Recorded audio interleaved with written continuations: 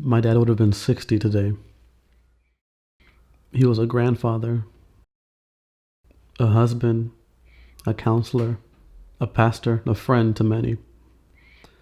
He went out of his way to serve as a mentor to prisoners and addicts, counsel people going through rough marriages, feed the homeless, and most of all, to make those around him feel loved.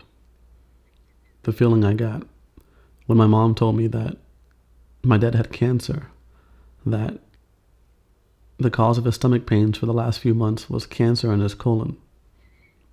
I was broken. For hours, days, weeks, and months, I researched and learned more about this infamous disease, what caused it, what stopped it, what it fed on. I even taped a list on our refrigerator of foods for my dad to avoid that were known for causing cancer and foods that were known for fighting cancer. There's so much information in these articles from doctors and researchers about what foods cause cancer, but there were so many that also said that these same foods don't cause it. I didn't get it at first. There's so many discrepancies. But I found out later the hidden political battle, the corruption, and the greed that keeps it going. On April 19th in 2015, my dad was just finishing up preaching when he collapsed in pain in front of the church. I rushed him to the hospital myself.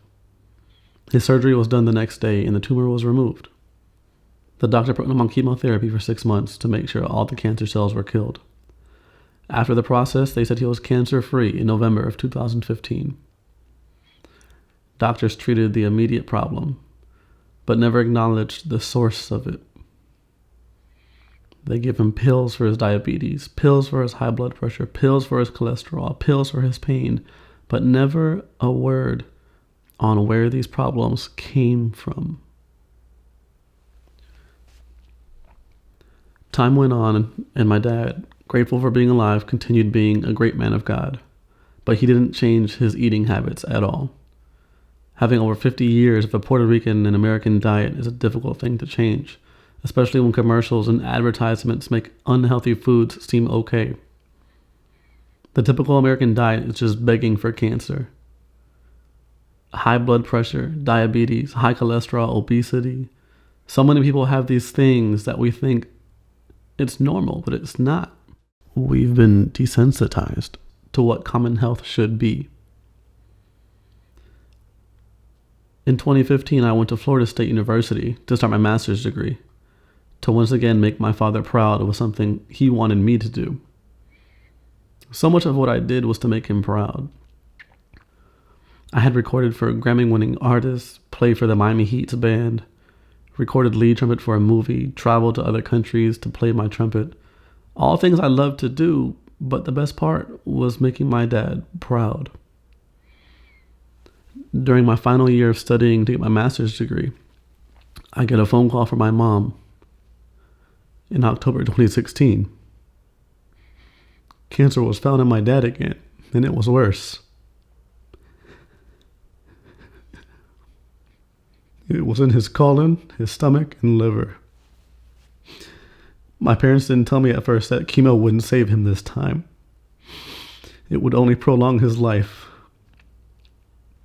My sister figured it out in just a month or two after his CEA count continued to rise, even though they were giving him the highest dose of chemo. Scans even eventually showed the cancer in his lungs.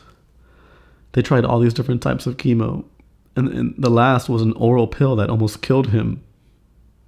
It's so strong that you're not supposed to touch it with your bare hands, but they want you to swallow it. I tried giving him more and more cancer-fighting greens and vegetables, but his digestive system was so damaged already that it would only make it difficult for him to use the restroom afterwards. It was a long, slow, painful descent for my dad.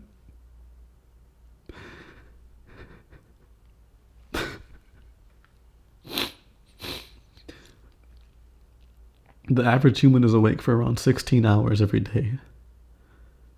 Towards his last months, he would be awake for maybe around 8 hours. It became less and less as time went on, to the point where he would have just 5 to 10 minutes of being conscious and awake out of an entire day. So I made sure I didn't leave during those days, so that when he would wake, I would be there.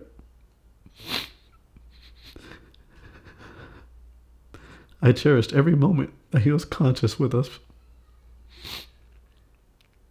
And the last couple of days, he wouldn't wake up at all until his last breath. He opened his eyes wide, and a tear rolled down his face, a single tear. And he passed on May 12th, 2018. I wish no one had to ever go like that. No one should ever have to watch their parents suffer in pain for years until they finally go. Watching your hero leave after years of excruciating pain.